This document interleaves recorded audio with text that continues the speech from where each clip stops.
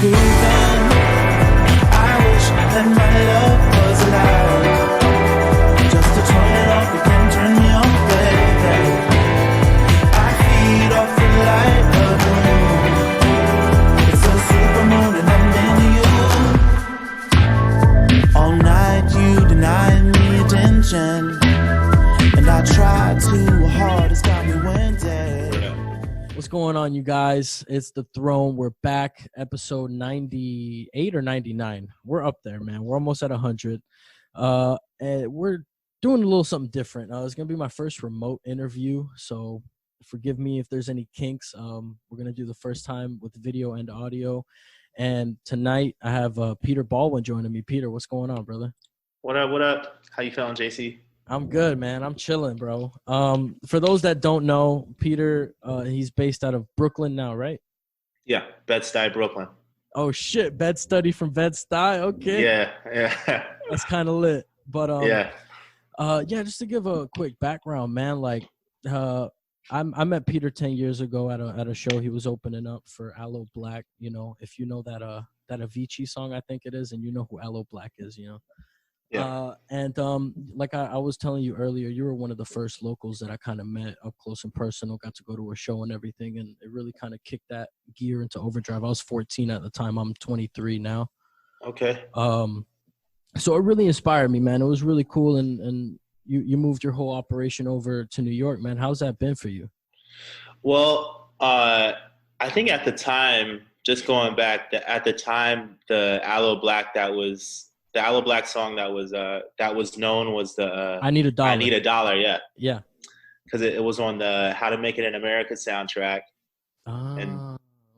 Or like it was the intro for that show, you know, the one with Kid Cudi on HBO. Yeah. I think so. So that was like kind of his come up right after that show right after the show we played at Back Booth. He kind of got on. That single was the first song I heard from him. But that whole album, Good Times, I think is called. Yeah. Good Things. Yeah, he didn't even really he didn't really talk. He was just about the business at that Back Booth show, which kind of like rubbed me the wrong way at the time. But I get it. He was just handling what he had to do. He wasn't he's a businessman, so I respect it. Can we like pick your brain about that a bit? Like, what rubbed you the wrong way? Like, was there a specific moment? I mean, I'm sure you're over that shit now, but was there a specific moment? Yeah, it's just like I mean, the show was super small for anyone that's ever been to Back Booth. The venue is really tiny anyway. Mm-hmm. You know, like if 50 people come to your show at Back Booth, it felt like it's packed, bro. It feels packed. Yeah. But we didn't even have that. He was the headliner, but no one had really heard of him at that point. So the show was pretty empty, and I didn't really get to chop it up with him beforehand. I met all the musicians in that band. Yeah. And then right after the show, it was just kind of like a real quick brush, like, good show, like, nice to meet you, but there wasn't really any genuine connection there. Yeah. I mean, he didn't have a tour manager though, you know, so he was just like chasing his own money after the show and stuff like that. You got to do that. Yeah, so it's really just at the time I was like, oh man, that's weird. Like I would have taken more time, but you know, in hindsight, you don't have a tour manager. You got to get to the next city. Like I'm a local act, you know, I hang out at this venue all the time anyway. So it's like all I'm doing is driving 20 minutes home. You know, it's just different. I wish we could have chopped it up because we were my manager. James Truitt at the time, we just call him True. We had kind of started developing a relationship with Stone's Throw Records that had Aloe Black, Mayor Hawthorne, who else? Dame Funk. Mm-hmm. So in this, I don't remember exactly when these shows happened, but in that whole era, I, played with like 3 or 4 different artists off of that label. So it's kind of like looking forward to chopping it up, but it's no love lost. We're just like, Yeah, it is what it is, man. I hear you. Yeah. In hindsight, is 2020, and when you get yourself more involved in the business, I mean, moving all the way up the East Coast, and I mean, at that point, you're working to live, so you can't not be about the money and not be about the business. Yeah, exactly. Which brings me back to your question: how's it been going? That when I made that move, man, I was maybe a bit younger than you are now. I want to say maybe I was 20, 21, 22. Mhm. And I didn't really know how to take it seriously. We didn't move the whole operation because the album that we had just recorded with all the guys, you talked about Rex, Geo, Willie, Mhm. Abel, my homie John Paul, this other kid, Michael Schmidt, who still lives in Central Florida, I think. He was a percussionist on the record. None of them moved with me. It Yeah, was yeah, just, yeah. yeah, it was just me and True. So I got to New York, and I was a little bit weird about trying to recreate the music. Like trying to rehearse with like Other different people bands. and like teach them the material. Yeah, it's kind of it's a bit it's weird because the way that I make music is not like really uh it's not traditional. It's not like I'm writing out charts for guys that I don't know who come in and like just play the part, it's like Yeah, they're the whole vibe. And well, you saw it, there was like we were like a definitely. band. It had my name on it, but we were a band, so Right, it's right, hard right. to capture that sound all over again. I ended up I played a few shows, like I did a show with Chrisette Michelle. Did a show with Consequence. Oh wow. Some other. I ended up like doing some session writing.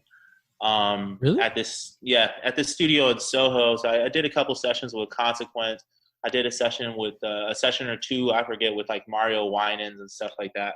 So I started like kind of getting more into that world. And uh, I don't know. I guess at a certain point, I just like got a bit like kind of cut it all off and took a break for about 3 years before I started playing music again.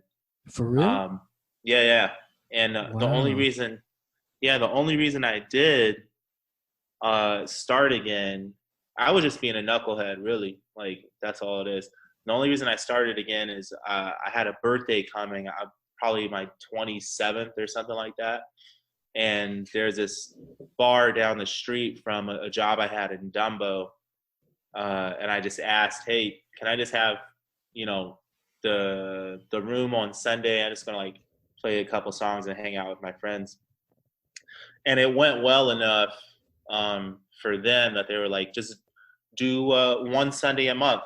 So then I started doing that gig, and I ran it faithfully for I think 4 years, and it Fuck. kind of like got me back into like the mode of like performing and yada yada yada. Yeah. Yeah. And you So became like kind of like the hub for a bit for like the central little local community maybe? Like was it just acoustic sets or did you have whole bands up there? nah, just acoustic sets. So the space was pretty small, so it was just me sitting on a stool, like like OG style. It was like when I first started Like playing open music mic with. night? Yeah, totally. So it felt like an open mic night. I had a couple people get on with me. Kaylee Baker, when she was staying up north, she actually did a show with me at this little spot. Kaylee Baker out of Orlando. Mm. Other than that, yeah, no, I just ran it by myself like every week, just like doing some covers, doing some originals. It just let me do whatever I wanted to. So I scat for 15 minutes, like, like, Hey yo, for and real? Just I'm not taking any requests. For some reason, they dug it. Yo, man, They that's dug so. it. Don't you hate when people give you requests? Like I don't I'm know. not a karaoke machine, man. I feel you on that. I've never heard that analogy, but it's like the rudest shit you could do, Yeah. in my opinion, because I've been on both ends of it as a younger dude, maybe 14 or 15. I like there was a band that was really like funk kind of style, right? And Yeah. at one point, my dumb ass yelled out, "Oh, Red Hot Chili Peppers, bro!" Whatever, and like my cousin was like, "Bro, don't do don't. that." And Yeah. I learned right there, like that's kind of not what you do. And then it happened to me. I was on stage, and it was like I don't know, it was a tribute for Dimebag Darrell, right? Uh huh. It was like his birthday or the day of the day he died was coming up, something like that. So they made the gig like a little tribute for him. So we did a Pantera song, but there was some lady asking us to play some fucking, I don't know what, bro, but like she was wasted, and it's like my singer actually kneeled down to like listen to what she had to say. I was like, bro, don't listen to this lady. Come on, man. Let's go on with the set. That's Florida, man. That's also I mean, people are crazy everywhere, but Florida is a different level. People used to walk up on me like onto the microphone and like ask me for something. Florida's wild. Did you stick to Orlando, or did you ever come down to Miami? Because in Miami it gets rowdy, man. Yeah, I played a couple shows in Miami. I don't know where I was, man. You ever play Churchill's? I don't think so. That place. I don't know where I was. I don't know where I was. It was like some nicer clubs, though. I think. Yeah, I mean, there's a lot of that sprinkled. Yeah, Heineken's were like $12. Oh, fuck that! It was they didn't even give you a discount for playing there. Bro, I don't think so. I don't. Yeah, remember. They said fuck you, bro. I don't want to throw anybody under the bus. I don't remember drink tickets in Miami though. Miami be like that though. I don't ever get drink tickets when I play Miami. I usually get drink tickets when I play like out of town, like Orlando, Tampa. Yeah, Newport I did a lot Richie. of Tampa. Tampa's fun, man. It's a nice city. It's a different change of pace. Yeah. Newport Richie has a decent metal scene right now too. You know. Okay, I don't know. I don't know anything about metal, so. Yeah. I know it's it's its own world. I respect it. I love it. I just don't know anything, you know.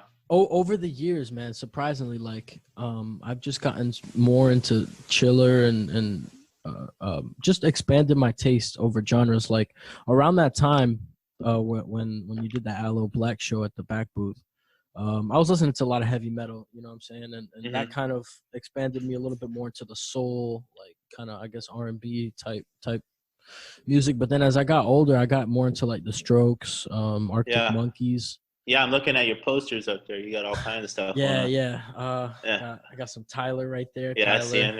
Yeah. That's that album, man. I mean, I could go on for hours about Igor. Like, I recently did a Mac DeMarco cover. I'm a really big Mac DeMarco fan. Got him in the back. And actually, wasn't Anderson .Paak on Stone's Throw for a little bit with No Knowledge I think so. or something? Yeah, I think so. Another dude that I'm really fucking with right now. Like he the way he plays and sings his melodies, man, like so on point. He has a little pocket drumming, right? Yeah. But he also throws in these fills with rudiments. Yeah. You know what I mean? Yeah. Like real soulful fills that he just plays tight without missing a beat. And it's gotten me into kind of into experimenting. Like in my band, I do a lot of vocal harmonies as well as play the drums. And I've always liked singing. One of the first things I did was sing at a talent show in the 5th grade. I sang some Linkin Park song. Nice. So, originally, I was more of a singer than I was before I got into percussion and into drums and stuff. Yeah, I was vice versa. You started as a percussionist and then went to... Yeah, I started playing drums in church and then started singing. Interesting. You have a really good voice, man. When did you figure out that, like, okay, I actually sound half fucking decent? My friend, a childhood friend of mine, Cody, was just like... And I went to Church of God in Christ Church, so, like, in Pentecostal church, it's kind of like, if you're not familiar, it's like what the movies try to parody when it's, like, black churches that are really spirited and musical. So just over the top. Yeah, like music is like a really big part. Like gospel music, a huge part of the culture. And my childhood friend Cody always kind of just pushed me to do it. You know, they'd be like make me go up and sing with him when I didn't want to, stuff like that. So yeah, he how old were you then? I'm sorry. I mean. We grew up together, so I mean, he was part of my life from maybe me being 8 years old to 18 years old. You know. Okay. Wow. Okay. So we had like a 3-piece like harmony gospel boy band. No disrespect. Yeah, I think we called it. Yeah. No, what's it called? 3T, three testimonies or testimony. Okay. I mean, you got to be creative with it. Yeah. You guys only had one song? It broke out there for a sec.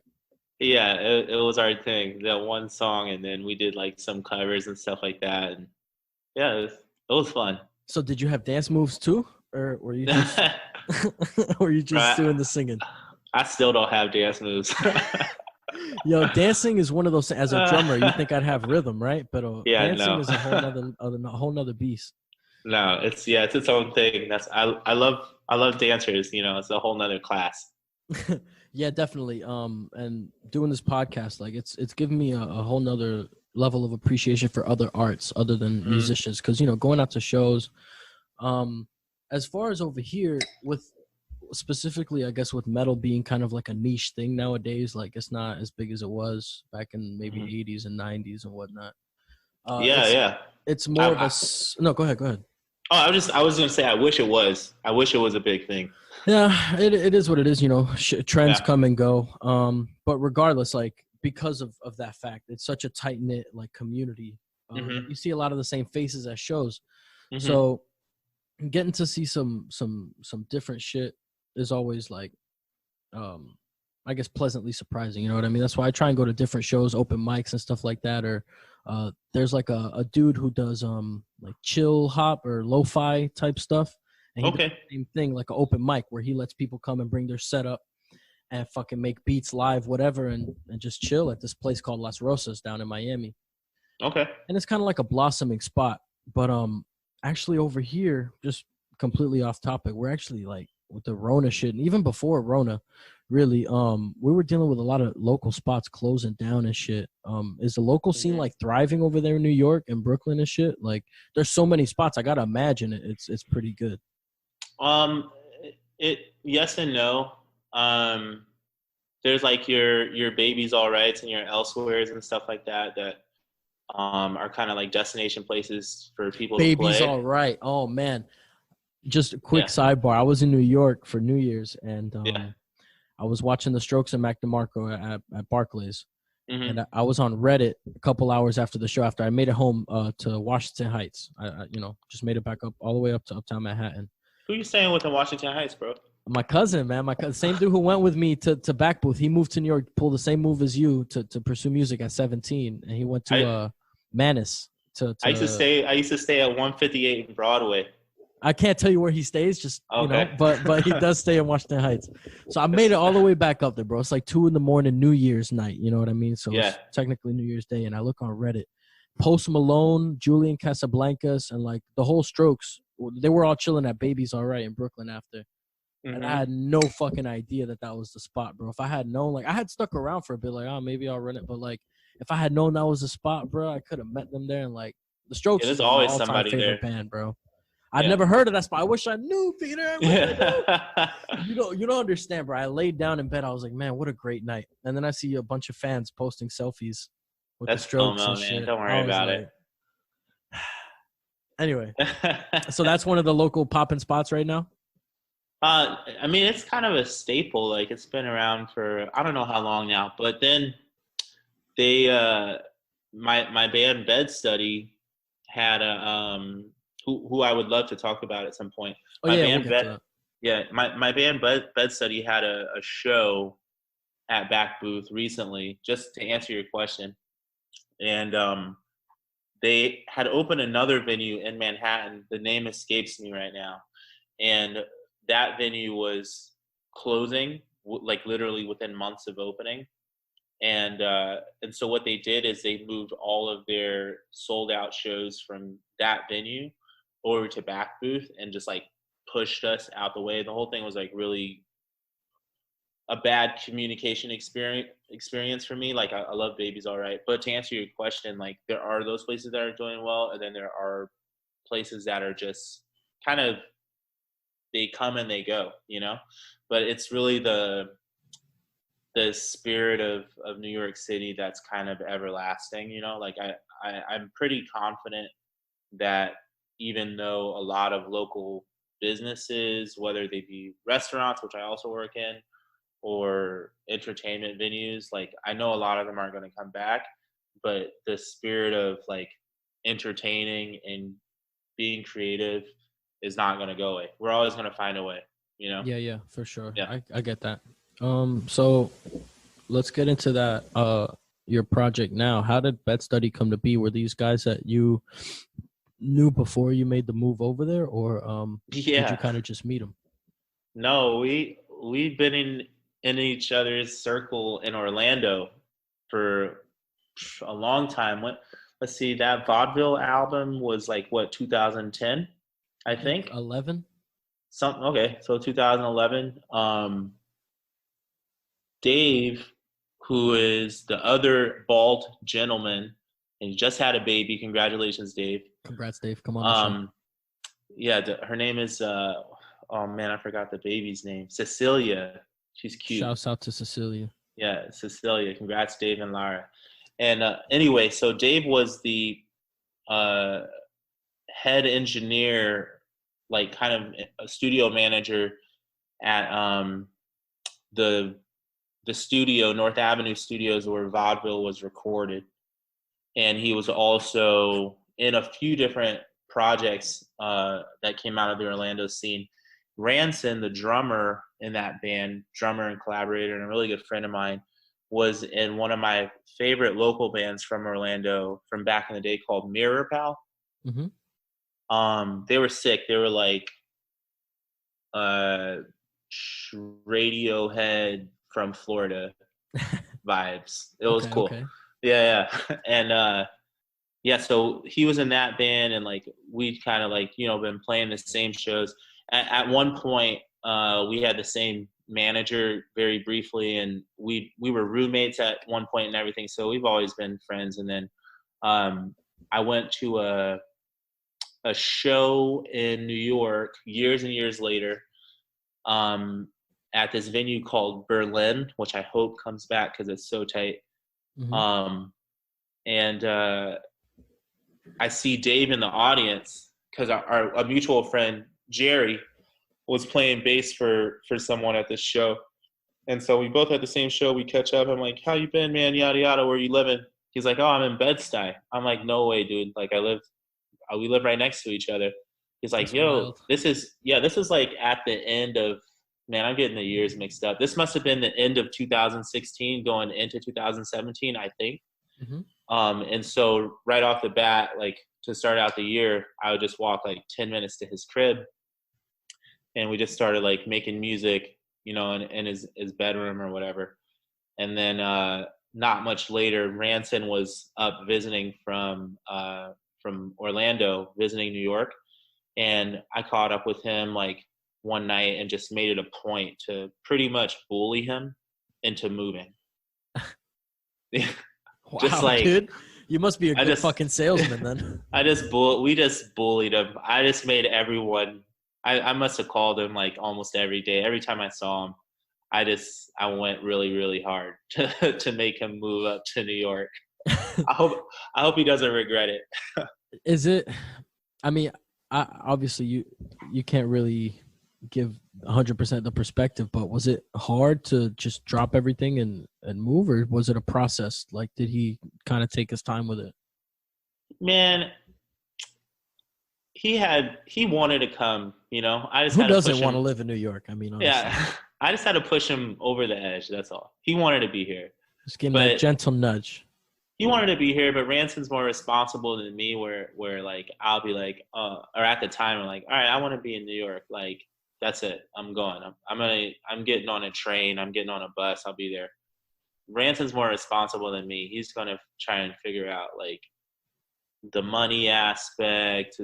He's talking about like how long it's gonna take to pay off his college loans. I'm like, dude, you can live in Timbuktu. You're still gonna have college loans, bruh. Just get up here. Just make it happen. It's facts. It's facts. Just let's go. Your sound. Let's get into that. I noticed. First of all, everyone in the band does multiple things. Mm-hmm. You know, and you kind of have a mix of like MIDI instruments and live instruments and mm-hmm. a little bit of synth elements in there. What are some of your biggest so cheesy, but some of your biggest inspirations, like to get that sound? Who are some of the people you listen to? It's hard for me to answer that question because we're three-headed monsters. So it's like, It's kind of like, just a collaborative effort. yeah, it's just like a huge collaborative effort. You know, like I could never know everything that I could open my phone and try to find. You know, I think we made a bed study influences playlist one time That's because I funny. can't really speak for Dave. You know, Yeah, of but course, here of course. we got Rodalius, Terry Riley, Rosenau, and Sanborn. Let's see what else we got in here. Well, I guess I can ask you Yeah, this personally. Karangbin. If that's how you say it, Karangbin has been a That's really that. big. That's that band with that chick and the black dude and the white dude with the long hair. They're just And the like an beard. instrumental. I don't know what they look like, Yeah. honestly. Oh, I saw some. There's some video about a Friday, some song called Hmm. something Friday, some shit. Yeah, I don't they're know, dope. but they're fire. They're fire. Yeah, Yeah, it's real fire. yeah. But no, I guess I can ask you this. When it comes to the sound from Bed Study, I mean, it is. You can say that it is different from your Peter Baldwin Hmm. sound. Uh, so I guess for you personally, did you make a point to get away from that sound and do something different, or is it something that just kind of fell naturally? The whole process of like making music with those guys is it's been pretty natural. Like sometimes I actually do just reach into like my songbook and then we'll just like reproduce a song like together and do that. Or other times, for example, the song "Anyone" is a probably a song I wrote like in 2013, never released, whatever. Hmm. I showed Dave the demo, we reproduce it, like, and it's one of my favorite tunes. And then other songs like Nil and Arms Away especially, that was just like coming together and like having a like our own vibe and everything. So I don't know if I necessarily put in the effort to make sure there's a distinction, um, because you know we keep a pretty open mind about where ideas are coming from and all that, and like no one's really I could Dave will put out his own music, I can put out my own music. We're not really like that caught up with trying to make sure that you know the sound of Bed Study is separate from everything else, you know. Yeah, yeah, I hear you. A lot of the times when I ask bands questions like, "Okay, what kind of genre are you?" I usually get the same answer, like, we don't really want to label ourselves or put ourselves in a box, you know. Yeah, we like vapor soul for ours. We like that Vapor term. Soul. Why that? Yeah. How'd you come up with that? It's a weird Spotify playlist we ended up on, and we're like, yeah, it's a vibe. It's a That's a vibe. vibe. I like That's that. funny, man. So let me more general music related. You've talked about. I noticed a lot. You mentioned having managers. So I guess it sounds like in your career you've had multiple managers thus No, far. just one. It Just was one. yeah, just James Truitt. I just call him True. That's my big brother. So I guess my question to you is, do you feel like to make it in this business nowadays, that's something that's necessary, or if you're poignant and make booking your own stuff and being about the business, maybe like an Aloe Black, you could do it that way nowadays, or is it 100% Yeah, necessary? I mean, I think everyone just works differently. Like I I don't have a manager now, but I Hmm. definitely, for my personality probably wouldn't get a lot done like by myself. I procrastinate. So everyone works differently. Like I know that I'm gonna give you my all like when it comes to like writing a song. Like I have my own process, but I'm not like I don't have a 9 to 5 like mentality. I have a good work ethic, but I'm not really like uh I'm not a manager. So Right, right. in the structure that I'm in right now, it's helpful that there are three of us, you know, because we can get things done when we need to, like as a three-headed monster. Like, hey, Peter, can you answer that email? Or like, you know, Dave, are you on that? Ranson, yada yada. We can attack things that way.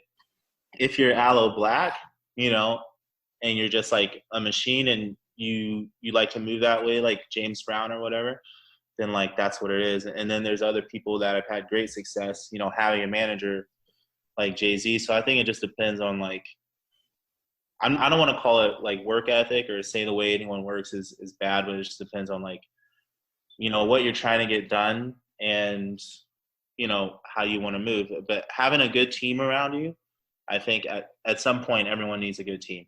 Yeah, for sure. You need people in your corner. You need people to handle the things that you might not be able to get to.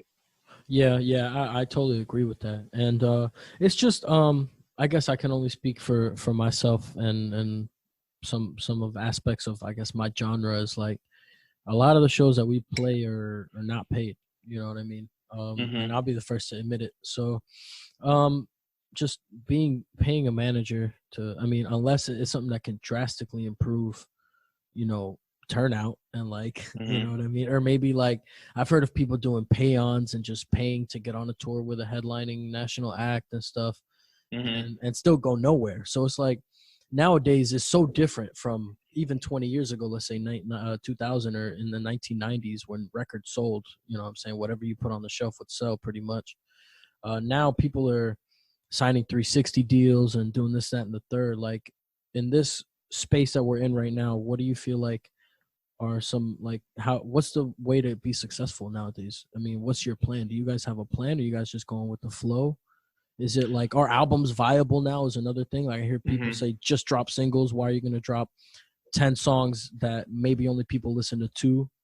My personal answer to that question, like the last question, is, I know I threw a lot at you. I'm sorry. No, it's fine. But my answer is, like, I think Questlove said in some documentary I had to watch at Full Sail or whatever, it was like, there's art and then there's commerce. You know what I'm saying? Like, the reason that you make music shouldn't have anything to do with business, period.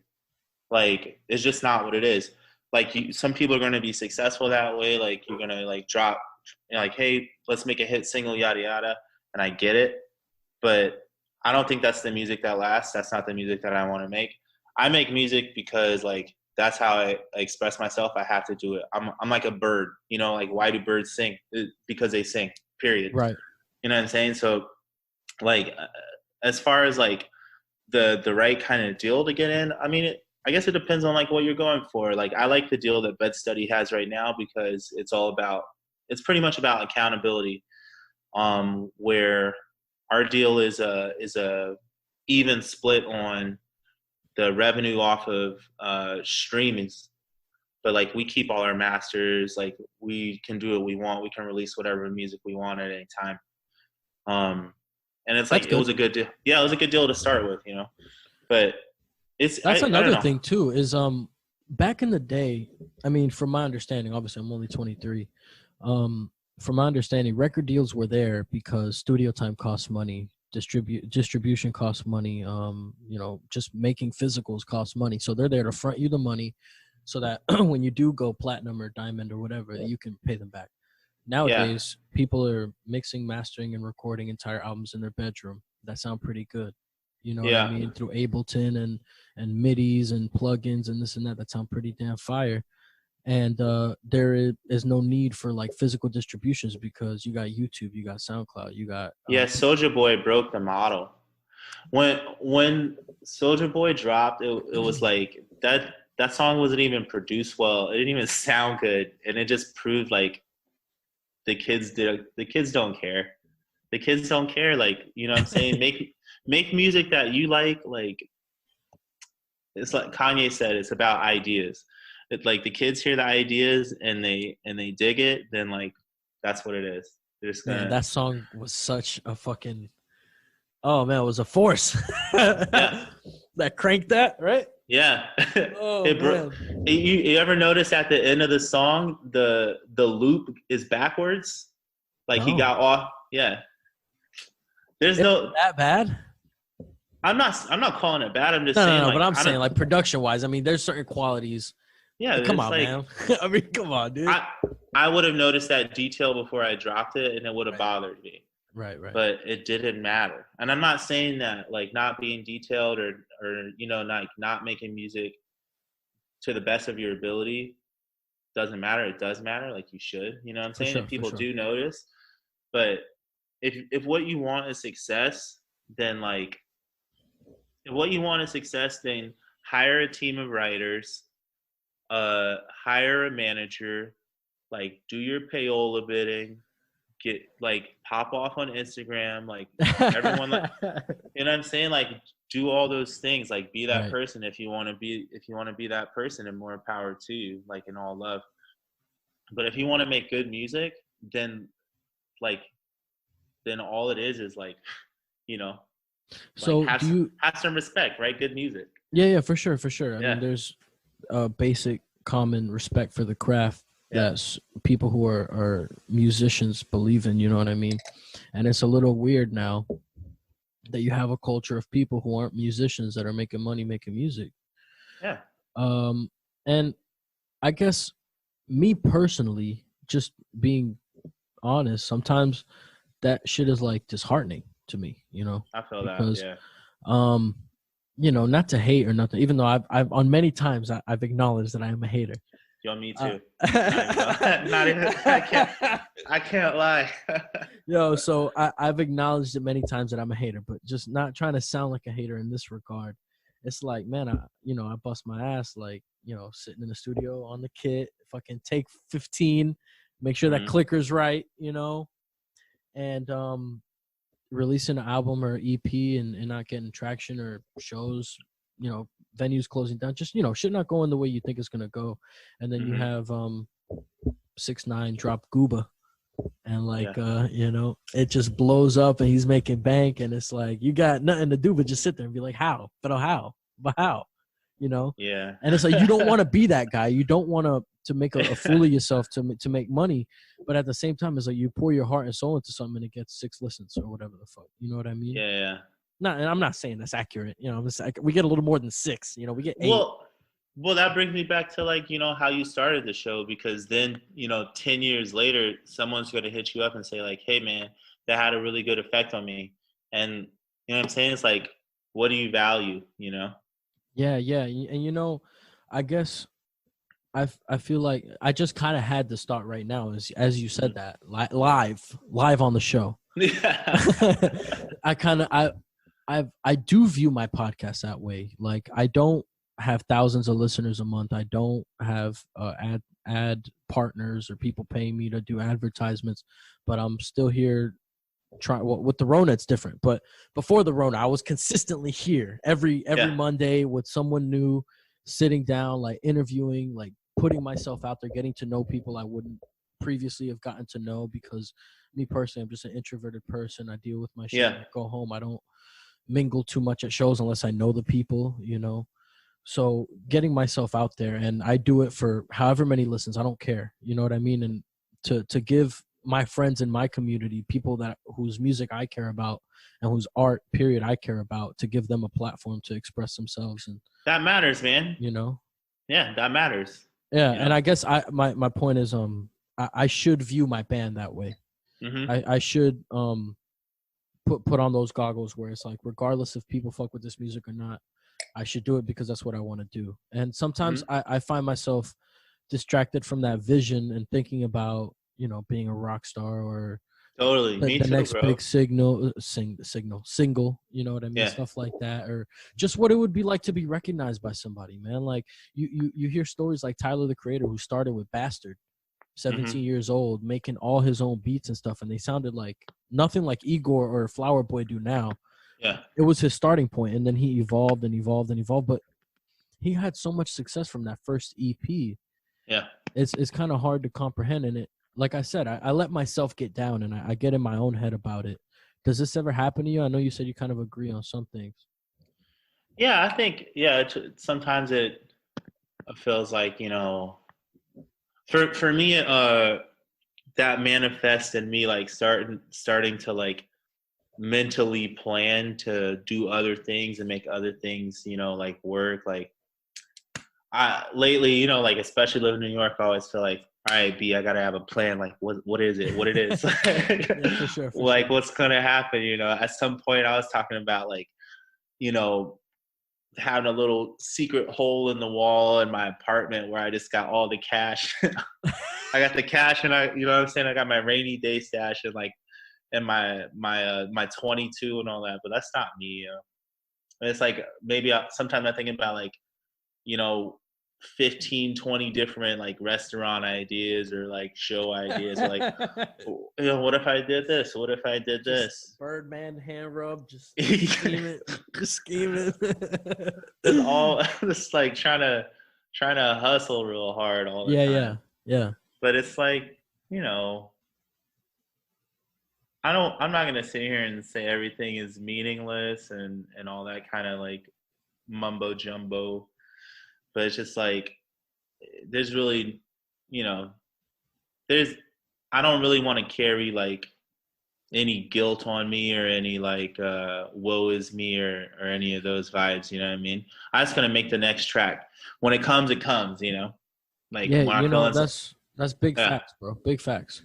Yeah, when I feel inspired, I'm gonna make the next thing, and then that'll be that. Like I don't care if I'm 45, 55, 65 years old. Like I'm probably gonna drop something. It's been a minute, but I'm probably still gonna be dropping. Hey man, 2062. Make sure y'all check out that new Peter Baldwin tape. Yeah, It'll be on thatpiff.com. It's gonna happen. At that point, I'll just astral project my musical ideas straight from my head. That's a thing. That's gonna be a thing. That's definitely gonna be a thing. Yeah. But, I guess it does. Like I said, I have those moments, but I do try and center back and get back to the goal of just enjoying what I do. And the reason I'm even doing this in the first place is to just kind of be able to say that I gave it a shot, even if at the end of the day I'm not it's not my career or I'm not an established artist or whatever the fuck that's called, or what you consider that. I feel like I'm not gonna have any regrets because I went out and did it. And I feel like if I went to college just because my parents wanted me to do it or because I wanted to say I did it, that wouldn't be, I would be selling myself short because I wouldn't have given what I've given to my music, and I would have never started this podcast, I don't think. Yeah.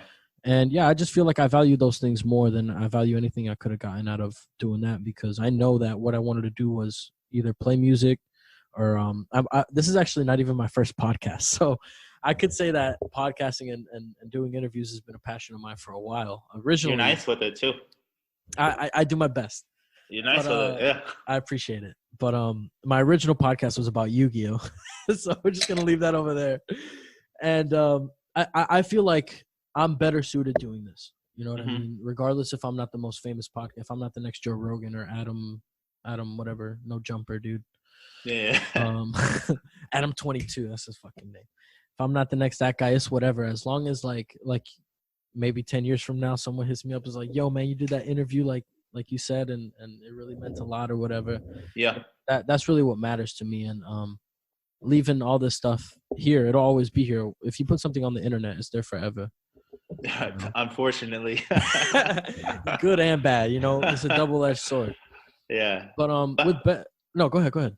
No, I was saying, like, that being said, like everything that we just said, it also is like, an encouragement to like work harder than you did the day before. You know what I'm saying? Like, it's like, because a lot of people that find success, like, in like releasing their music to the masses, like you can't knock the fact that, they also work really, really hard. Yeah. So I'm not saying it. I don't know who does and who doesn't, I don't know anyone personally, but I know that a lot of work is involved. When I was recording with Consequence, like that guy is just a machine. He's constant, you know what I'm saying? Right. And so there is that encouragement, to like reflect and like being like, like whatever, hasn't happened for me, it's probably all on me too. And like, I can like work a little bit harder. And every day I wake up, I'm just like, there's another opportunity to just do it better than you did yesterday. Yeah, that's true, man.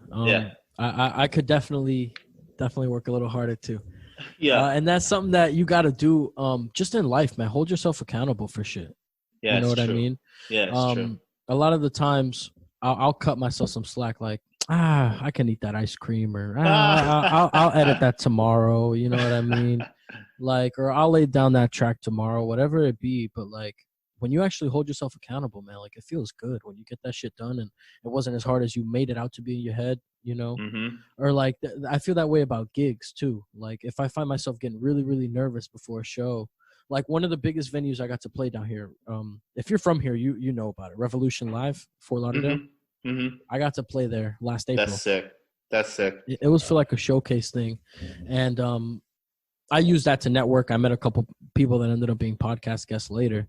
But playing that, just being on that stage, you know, and being backstage and seeing all the posters and shit, like shows that I went to in high school, and like being on that That's stage cool. there, That's cool. it's wild, man. And I've tried to get booked at back booth. You know, I've tried to move around, and when I was up in New York recently, I've been scoping out spots, you know, to try and bring my band up there. I saw Littlefield, I think it's in Okay. Yeah. Littlefield, Okay. and then right across from Littlefield is Lucky 13. Mm-hmm. Super sick bar. I love that place. I have one of their shirts. And I would love to fucking play there, man. It's a sick metal spot, dude. Like they have the stage in the back where it really opens up once you get in. Yeah. There. Same with Littlefield, man. Littlefield is like packed as fuck, and then you get back to the stage area, and you're like, where is this hiding? It's crazy how many venues Brooklyn really has. I'm pretty sure if you thought of Brooklyn as its own city, which you kind of could just based on the population. Almost each borough, really. Yeah, but I feel like Brooklyn probably, it might have like the most venues as a city anywhere in the United States. It's pretty intense. I think there's like this renaissance right now that's going on in Brooklyn as far as like with huge music. Video. Yeah. And I don't know where the fuck it came from, but those hipsters, man, they love it, and they jack the prices up of that fucking area like a motherfucker. I bet you talk about Bed-Stuy. You talking about you live in Bed-Stuy. If you told me you live in Bed-Stuy 30 years ago, I'd have been like, Bed-Stuy. That's 30 years, bro. Bed-Stuy. You know what I mean? Yeah. If And things now- don't change in 30 years, that's weird. Yeah. But then you have the other side of the argument where it's like, man, you priced out all the people that used to live there. For sure. Gentrification and whatnot. But that's a topic for another day, you know? Yeah, it is. It's just, Do you like living in Brooklyn? yeah, I love it. When you first got there, though, compared to Florida, I mean, the change of pace for you must have been crazy, right? Yeah, it was intense, man. I thought I was going to get run over in Grand Central Station. Just walking around? I'm not from Florida. I'm from Anchorage, Alaska. I was born and raised there till I was 18. For real? So Florida was already a lot of people for me. Wow. It was like there's like I think a little over 1 million people in Orlando compared to the 300,000 in Anchorage, which is probably the whole state is like less than 500,000 people. That's wild. So yeah, so then finally getting to New York was like intense. And the first thing I noticed was like every single door is a different place. You know what I'm saying? Yeah. Like you're just driving, door. It's like it's all different spots, houses, completely different stores. Yeah, and then you have the people living on top of the store, which is also my bad for my dog, by the way. I don't know, she must hear something out there. Oh, but that was a real weird thing. What's funny though is I'm the opposite. I was born in the Bronx.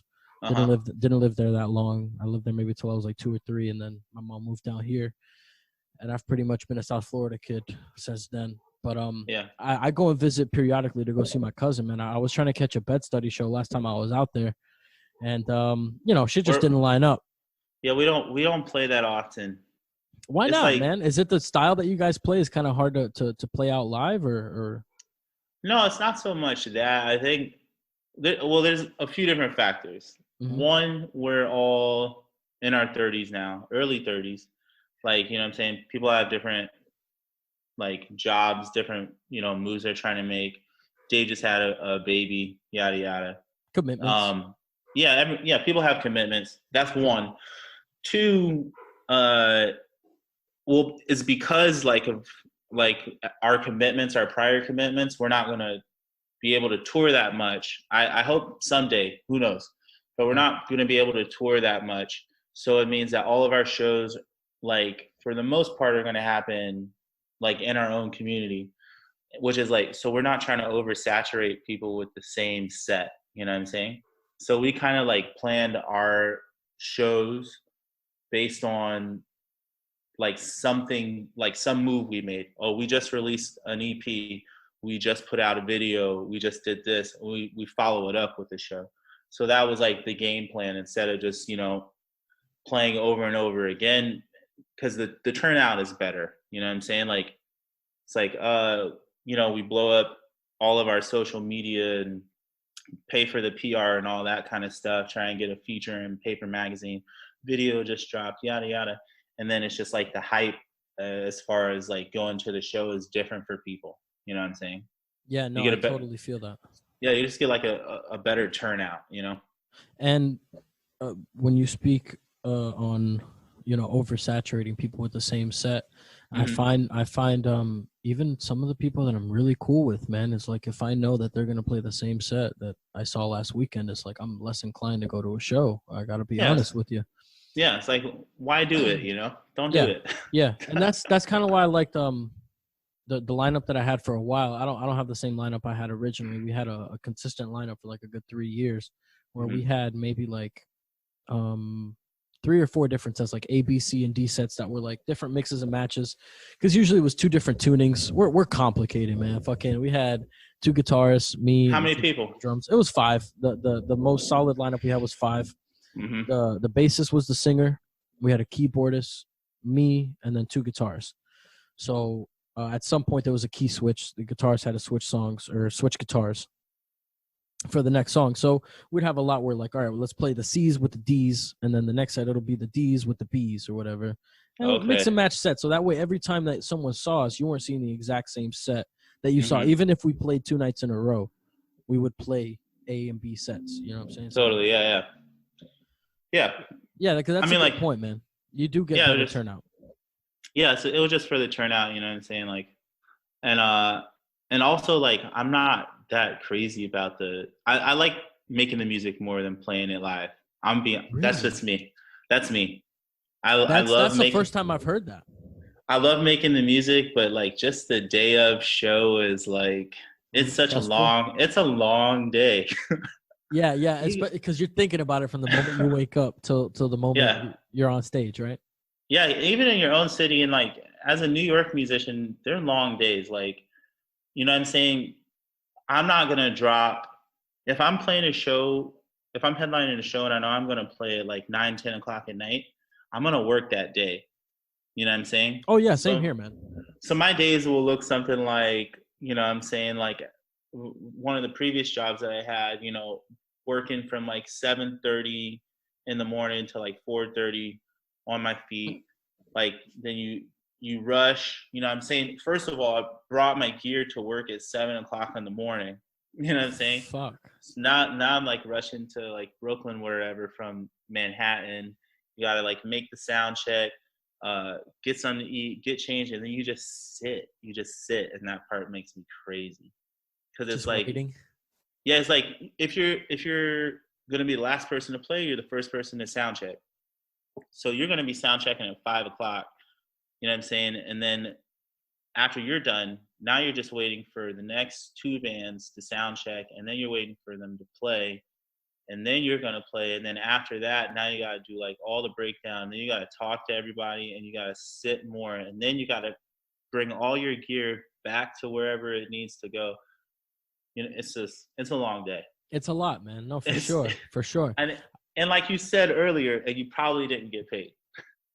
Correct. And if you're dealing with someone particularly scummy, you may or may not have to have paid to get on the show, you know? And Yeah. what they tell you is, hey, man, here's 150 tickets. Yeah. And if you sell them, you're good. And if you don't, here's the bill. Yeah. And yeah, I stopped dealing with those people a long time ago, man. Promoters, man, we do our own shows. We don't even talk to promoters. And that's the biggest thing that I see here is at first it was a really, really big local promoter. Shout out to DJ Oski. You know what I'm saying? I got no problem with him. He's been on the show a few times. He gets a lot of flack because he is a popular local promoter. But talking to him and being behind the scenes a little bit, it kind of gives me a little more appreciation for the headache that they deal with on their end as well. But at the same time, Yeah, for sure. Everybody deals with headaches that other people aren't aware of. You know what I mean? So I try and take everything with a grain of salt, because you never know what somebody's dealing with. But we've had bands putting on their own shows more often. Like the singer of a local band out here called Born Beneath. His name is Lou, and he's been putting on his own little lineups, like 8 or 9 bands, real like meat, like trim all the fat, fucking good protein, like solid fucking lineup. It's not 15 bands and 10 of them all sound the same. You know what I mean? And I Yeah. can only speak for, like I said, I can only speak for my genre in metal. Dude, metal and punk, man, y'all shows are crazy. And if people come, if they don't, it's the worst, dude. You know how you can't headbang with the sound guy and the bartender, dude. That's true. You can't deliver the same energy. And props to anybody who can put on a crazy show for nobody. You know what I mean? Yeah. But for me, totally. it's hard to get as involved when there's not a crowd there. Yeah. Yeah, it's like it's supposed to be like a shared energy thing. Yeah, for sure, man. And there's some moments, man, that I'll never forget on stage. And I guess that's why I like the live process more than writing. I guess more another thing too is specifically drums. They're just kind of meticulous. It's like play to the click. You must play to the click. If you do not play to the click, there will be problems. You know what I mean? Yeah. Whereas like in your case, you can sing, you kind of have some freedom with your melodies, guitar. There's a lot of notes to express, and not that you don't play to a clicker. I mean, I'm sure you do. Yeah, bed study shows are run off an Ableton session. For real? So you guys play with in-ears? The boys do, and I'm the only person on stage with a monitor. That's so weird. We were thinking about, because we're like more progressive metal, and we have like a light show, and for the longest time we had the same thing. Well, we actually had like a person manually with a DMX controller who knew all our songs, fucking clicking in. So for a while we were six people because we brought our own light guy.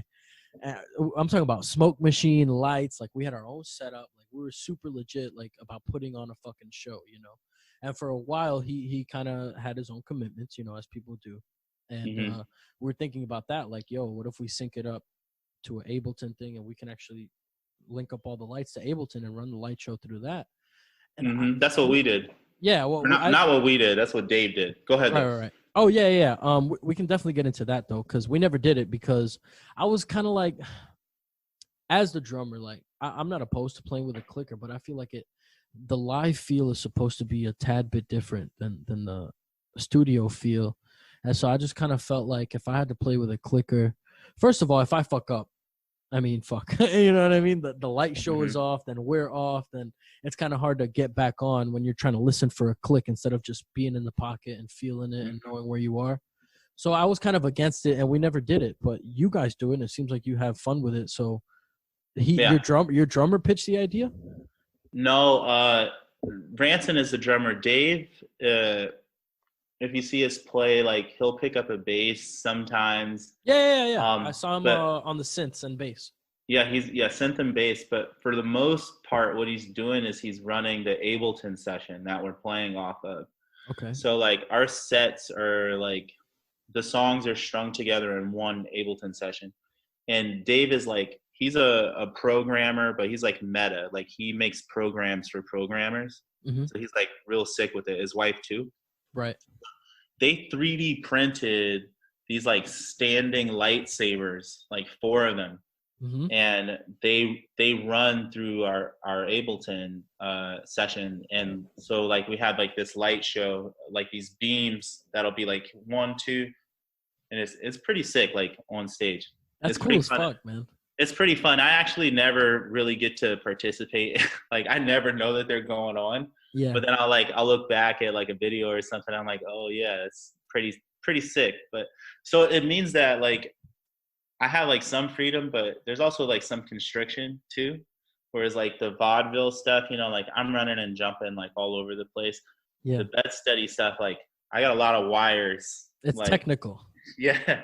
We bring, it's only 3 people, but we're bringing like, we're pretty streamlined, but still we have to fit on the stage. And especially like when you're playing with other people and there's all this backline going on, by the end of it, like with the lights and all the different gear, it's like I'm pretty stationary. I'm I'm I pretty hear you. stationary, and I'm just waiting for the day. It's never come. I got some wood. Knock on wood. I've never fallen off a stage, but it's tight. Oh man, I hope you Yeah, don't. I hope you don't. yeah, same. But yeah, I was always kind of reluctant, just because especially the double kicks, being precise, being so important. Yeah, And that's it's hard. like, honestly, dude, like I know me. I'm not gonna play the same tempo every night, you know. I might speed it up, I might slow it down some nights. It might just be on the vibe, you know what I mean? Or sometimes in the moment it's cool to improvise and do some different shit, you know, and I kind of felt like it would be a little constrictive, and so I kind of pushed back on it. And Yeah. since then, keyboardist quit, and then guitarist quit, and then we brought in a new guitarist. Spend like 2 months getting them prepped. Everything's going fine. You know, it's kind of like that thing where that you didn't want to do, which is bring someone in and teach them your material. You know what I mean? But we did it. It was 4 of us and one of him. We're like, fuck it. So we did it. We brought him in. He plays the show. Did amazing. Like, oh man, it was sick. And like 2 days later, he's like, yeah, guys, I'm out. We're like, yeah, we just taught you everything. We get you. You do your first show, you love it, and then you're out. And it's like, Yeah. I can appreciate it on the level of his reasoning was, look, I mean, I just know that I'm not as dedicated as you guys, and I'd rather nip it in the bud now than go any farther. But you could have nipped it a little sooner. You know what I mean? Yeah, right. Yeah, I Like, think why so. even do this show, man? Yeah, and it's That's sad, man, funny. because he was a really good fit, and he was really talented, and he got the material down like that, you know. So it's a shame, but no hard feelings. You know, at the end of the day, he's still a cool guy and shit. But yeah, it's hard when you put time into it, and it seems like it's all gonna go according to plan, and then someone just bails. You know, I think that's probably one of the hardest parts of being in a band. I don't know if you'll agree with me, but the fact that it is a collaborative effort and you're dependent on other people to pull their own weight, it's all good. Yeah. But you are dependent my on other mom. people. Shout out to Peter's mom. Yeah. What's going on? But yeah, the fact that like you could do 100%, but if someone else is doing 50 or 10%, it might bring down the whole project, you know? Yeah. Well, Bed Study was a 5-piece. Well, it started out just me and Dave. Then we added my good friend John Paul and bullied Ranson into moving up here. And then we also added another vocalist. And I don't think that anyone particularly didn't, give it their all or anything, but we just found after, a few shows that it was just going to be better to streamline the process. Yeah. And there's nothing wrong with that. You know what I mean? And that's not taking anything away from those ex-members or nothing. It's just, you know what I'm saying? It's just like you said, you sometimes got to streamline it. Maybe you just thought it was a better move. But like for me, it's kind of taken those things to happen for me to realize that the three of us that have been the consistent members, we've been the ones that are always there, and we're kind of focused on that now, and I think we're gonna go in that direction. And yeah, it's probably gonna be a trio. The first show that we played as a 3-piece, like at Baby's All Right. I'm not kidding you. Like literally made the decision. Hey, it's a bit difficult for everyone to make it to practice and yada yada yada. The sound check is taking a minute. I really feel like we're gonna move this different way. I had to have those conversations, which was hard for me. And we practiced for this show at Baby's All Right. We play this show, and a friend of ours, Julie, what up, Julie, and invited like some label people, and like that first show, like we played as a 3-piece, like it just felt better. It worked a little bit better, and that's the one we got signed off of. Wow. You know what I'm saying? So it was just like, that's funny how shit works. Yeah, it really is. So it kind of vindicated the decision for me. Not to say that like really cool big bands aren't awesome, but I think for me, just at the level that we were operating at, where it's like, look, the funds aren't that crazy. Like I can't pay professional musicians to practice, you know what I'm saying, and like learn the material and show up and yada yada yada. Like I don't have those resources, you know, saying let's try and do this as, you know, just the three of us and see what happens. You know what I'm saying? Like, especially when you consider the fact that people are right now really impressed by like just one kid on stage, like with a like an MPC, or not even an MPC, a laptop. You know what I'm saying? Mm-hmm. Mm-hmm. Like Miami's a big Lolo's, culprit of that with Ultra. yeah, like a lot of people are doing really well. Like, you know, songwriters too. I'm not talking about like just fake DJs, but like songwriters like Lolo Zuai, just like touring the world, you know, off the beats she made on her laptop. And it's just the streamlinedness of it. It's just, it makes the branding easy for people like your audience to just like get, like, I get it. You're Lolo. Got it. Boom. Or like, this is Bed Study 1, 2, 3. That's the lead singer. Got it. Okay, cool. Right. No, it's a good point, man. And yeah, some of the tracks that we've like demoed out, you know, just ideas we get together and jam as a trio, and we've put some ideas together, and it's been really refreshing, dude, because with the metal thing, I had just gotten kind of jaded with it. Like outside of playing shows and band practice, I don't ever really listen to metal like as much as I used to. Like I kind of overdid it in middle school every day. Like, nah, man, fuck rap, fuck all that other shit. I listen to metal. That's what I listen to, you know? Yeah. And I did it a lot back then. And so now that I discovered a lot of other stuff, and like when you go to a show, you don't play your set and leave. You know what I mean? As a general rule, I like to stick around for other bands. You know what I mean? And so I already got to sit through my practice twice a week, my own set. You know, I'm there for it. You know, I'm there. And then you watch your 2, 3, or 4 other friends' bands, and by the end of the night, it's like, man, I heard 10 metal bands today. I'm kind of good for the next 2 weeks. You know?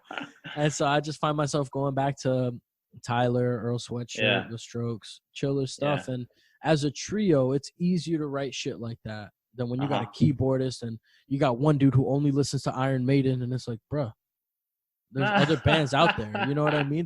There's other genres out there, man. Like you don't have to be Dave Mustaine every song. You know? Yeah, and there are good guitarists in a lot of different genres, you know? Yeah, for sure. And Anderson .Paak told me that too. You know what I'm saying? Not that I didn't know that rap had dope drummers, but Anderson .Paak just took it to another level for me personally, like realizing that. And so with this trio, I find it a little more like freeing creatively. You know, I don't feel like, okay, I got to make this beat heavy or we got to yell some shit here. It's kind of like, man, it doesn't feel as formulated, right? Yeah, for sure. It's like, hey, I'm feeling like a funky vibe. Lay some funky shit down. All right, let's do it. And then we just do it, you know? Yeah, whatever. Yeah, man. And it kind of lit that fire again for me. And it's just like, it lit it at the worst fucking time because we can't play shows.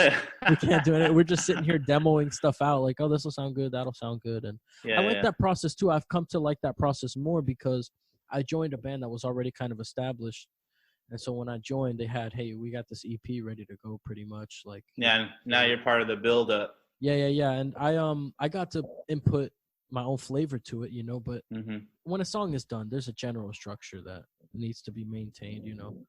I didn't want to change everything up being the newest guy there and whatnot. Yeah. But over the years, I've gotten to write my own stuff. That we just did an album. Like I told you, we're sitting on an album right now that's ready to be mastered that I recorded my drums for it in the studio. And I wrote everything myself. I got to put some input as far as like guitars and shit that I don't play, you know, just like, hey, I think this would sound cool, whatever, and they take my opinion to heart. That's cool. Yeah, like music has done so much for me, just outside of even like playing shows and being in a band, meeting people I wouldn't have met, my bandmates, I would have never met them.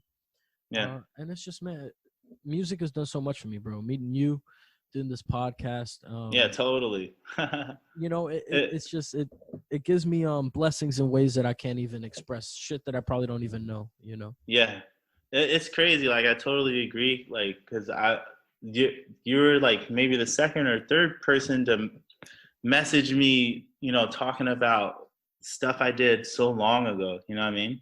This one dude messaged me like, hey, hey Peter, like I've been a fan of yours, for 10 years. I'm like, okay, like that made me feel old. Yeah, And for sure. he's like, my brother and my mom, like we're having a joint birthday celebration for them, and I was wondering if you'd like to come out and play. And for whatever reason, I'm like, yeah, sure, like let's do it. You know what I'm saying? Like, I'm not doing anything. I'm nobody. Like, I'll Yeah. come out there. And he's talking about it's out in Jersey. I'm like, yeah, cool, like no problem. He's like, I just like, I just got to figure out a way to get there and back. He's like, no worry, I'll send a car. This guy sent like a Escalade or something. Like the driver's wearing like a tux. Holy shit, dude. I'm chilling in the back seat, Living it up, dude. and I went all the way to the Jersey Shore, man. I was out there. I was like, my friends calling me, like checking on me, like, hey man, like, are they cool? Like, you gonna be okay? Are they safe? And then I showed up, and it was just like this big, happy family, and they're all like super chill. And the guy was really cool, and it was just kind of like this thing where just like some dude out there likes your music and has liked what you've been doing for a long time and just wanted to meet you, and this was an excuse to do it. And that's encouraging. Just like, okay, those are the things, man. yeah, those are the weird things that music provides that are just like, all right, yeah, it makes me feel like somebody, you know what I'm saying?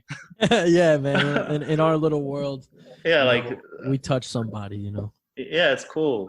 It's all good. And we keep up, man. I've been keeping up, making sure his family's all right during all this.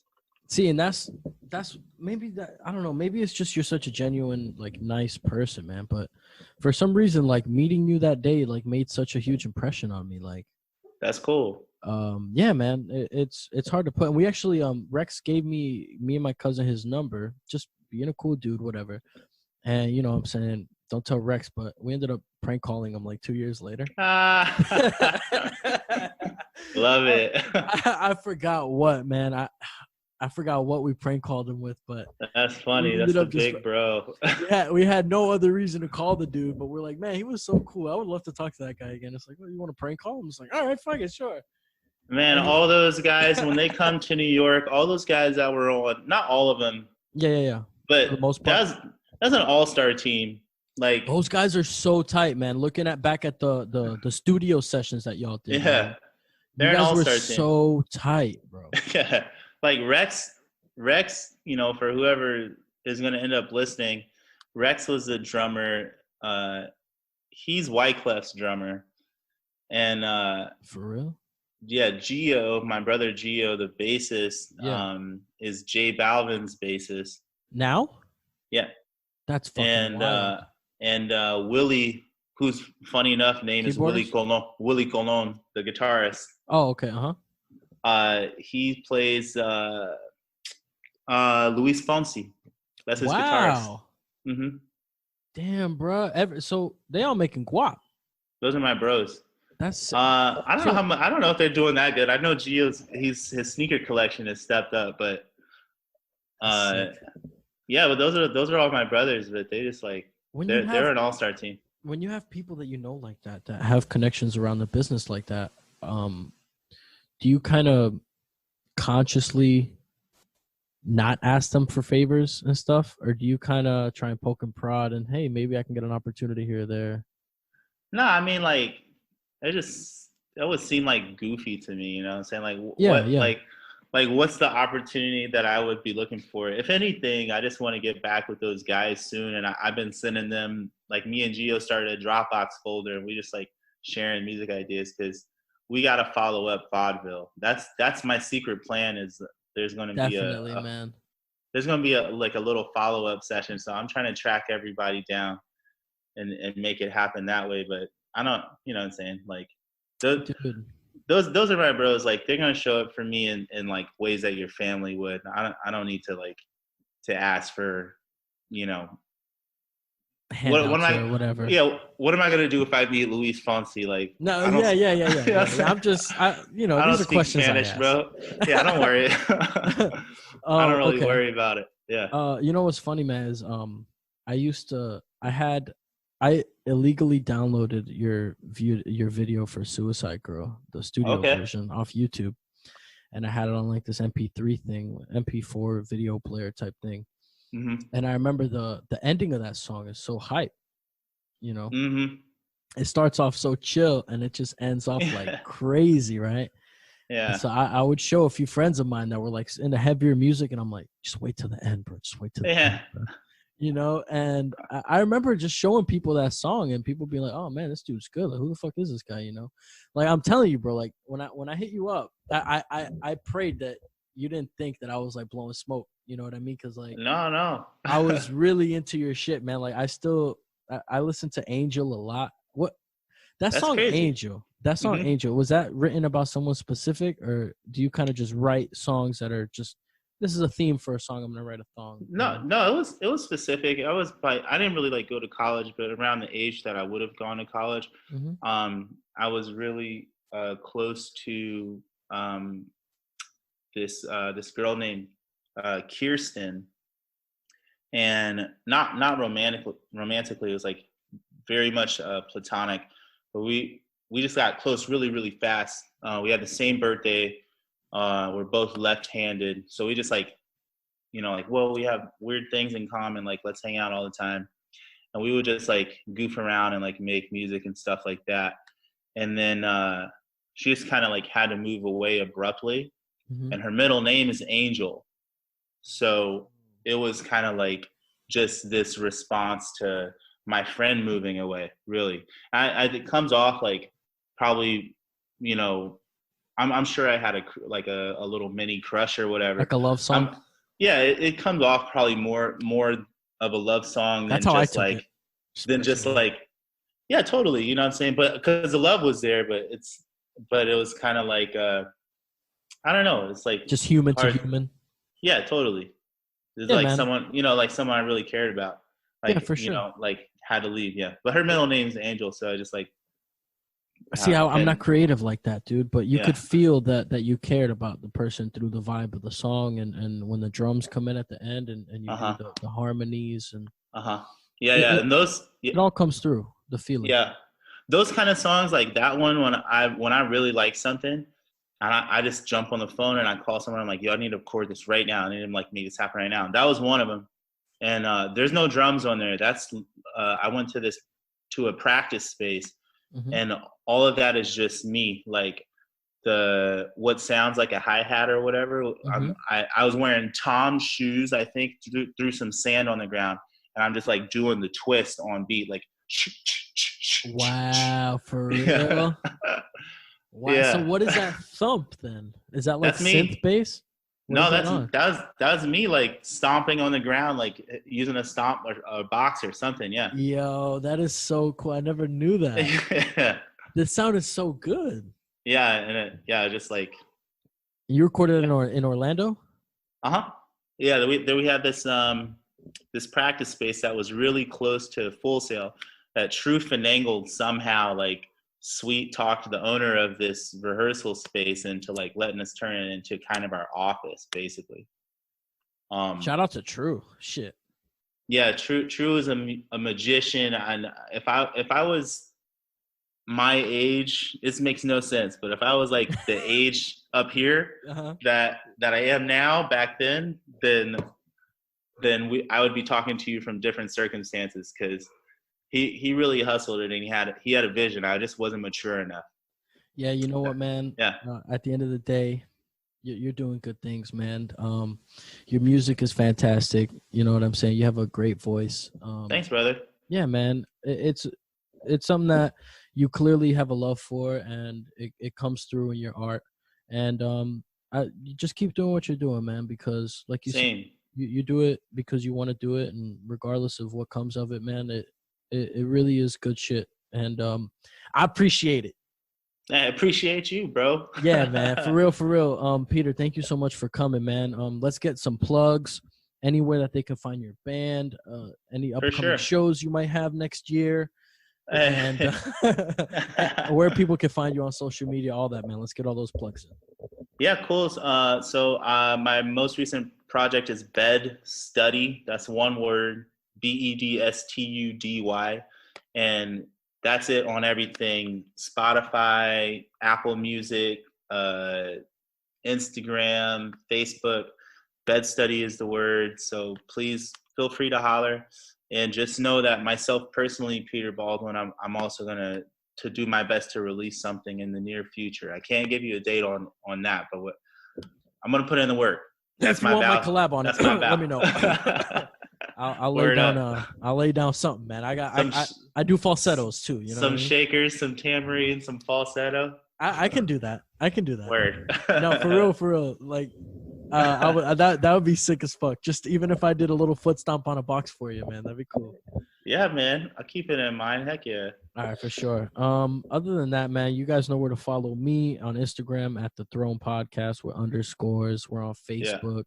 Now, I moved hosts recently, so if you want to listen to the show, we're on Apple Podcasts, we're on Spotify, we're on Google Podcasts, and we're gonna be on YouTube from now on. So make sure y'all tune into that. If you want to follow my band, it's Unoya the Band on Instagram. We haven't done anything in a bit, but I just dropped the cover. It's on the Thrones page on Facebook. It's a Mac DeMarco cover. Check that shit out. It's just a little, for fun, whatever. Cool, man. Again, Peter, man, I can't thank you enough for coming. You're my first remote guest, my first out-of-state guest. I'm happy to be that for you, man. I'm a little bit upset that I'm not on episode 100, but it's all good. Come back. Just come back, dude. We'll have you on again. Word. If you let me get off the air, man. Thank you guys so much for listening, and make sure you tune in next week when I interview somebody else. Peace.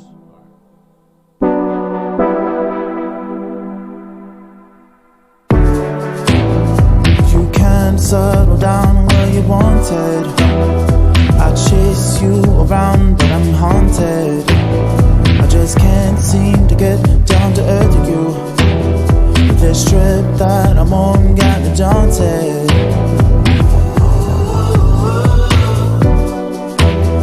This trip that I'm on got me daunted.